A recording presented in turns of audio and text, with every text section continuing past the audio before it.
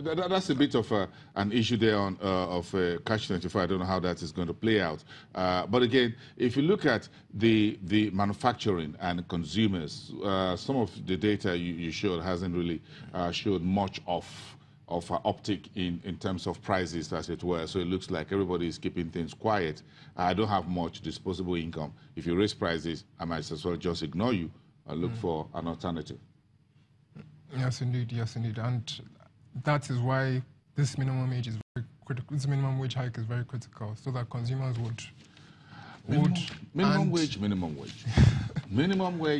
Minimum wage. Okay. Yes, well, look at the agri-commodities. Let's talk about agri-commodities a little bit. Where are we in terms of the big names? Cocoa, wheat, corn, I think sugar. that is also on a burning economic issues. I think cocoa price is set to rise in the next couple of months. Why am I saying that? Because Ivory Coast accounts for over 40% of cocoa production.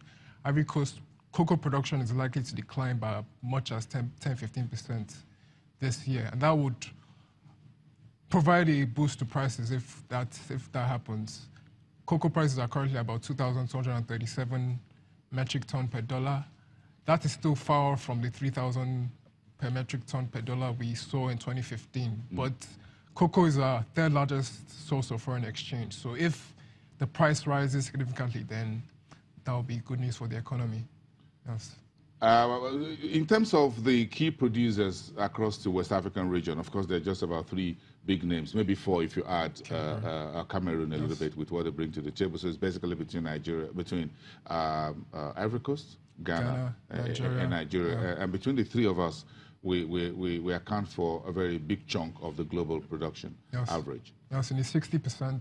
And that is almost virtually the home of cocoa is in West Africa. So anything that happens in West African markets will definitely affect the price of the cocoa. So the fact that cocoa production is declining in not only Ivory Coast but Ghana too, that is good news for the price. So that's good news. If that translates into the price of my beverage, which is made out of cocoa, that the price hardly comes down.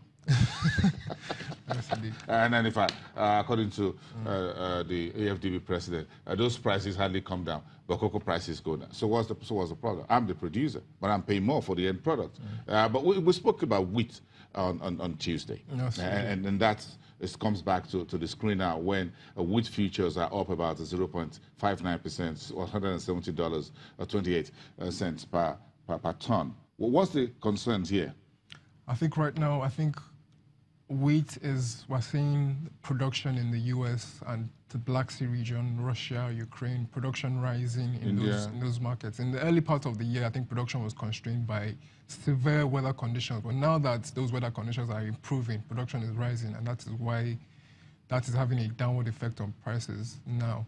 But they're up today largely because of a weaker dollar and also concerns of lower production in India, which is a peripheral wheat producer. So I think prices now are likely to be depressed in the near to medium term because of concerns of higher production in the US especially, yes. In terms of local prices here, when do you see the time, when if you look at the calendar, when do you folks think we will likely begin to see an uptick in prices? Would that happen before the new minimum wage or after? Well, I think it's usually seasonal. In the next couple of months, we'll go into the planting season, so that should reduce the output. But for now, prices are actually going to decline. For example, February rainfall has actually done a lot. It's unusual to rain this much in February. That should only boost agricultural output, which should translate into lower domestic commodity prices. So in the next couple of weeks, we expect domestic commodity prices to decline. But when the planting season commences, that is at the tail end of Q2, beginning of Q3, prices will But even at this level, consumers would want to see prices still go lower. Yes, but I still want to see prices go lower.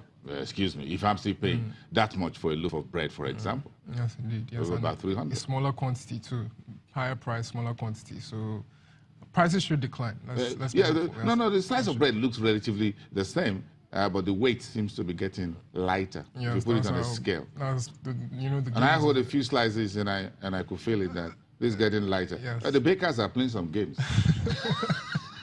But I can't blame them. You can't blame them. The prices look the same size, Yes. height. But when you say, hold on a second, what happened to this loaf? it's got a slimmer. What exactly happened? So which means less ingredients are going in there. Perhaps They're cutting back. They're trying to cut their costs. So, like you said, we can't blame those producers. They're just trying to adapt to this economic environment that we are dealing with now. I'm not sure if you've noticed it. I have. I'm not sure if I have anyone noticed noticed it. it. You noticed I've it. noticed it, yes. That the size of bread looks the same, But the weight seems to. I need to find a weight and just put it on my desk somewhere in the office here, and I get a slice of bread. Next time I'm going to wait, right? Because I think those guys are playing games with the weight of bread. Thank you very much. Thanks for putting some weight behind these numbers, and we appreciate that from Financial Derivatives Company, Adim Okwesta.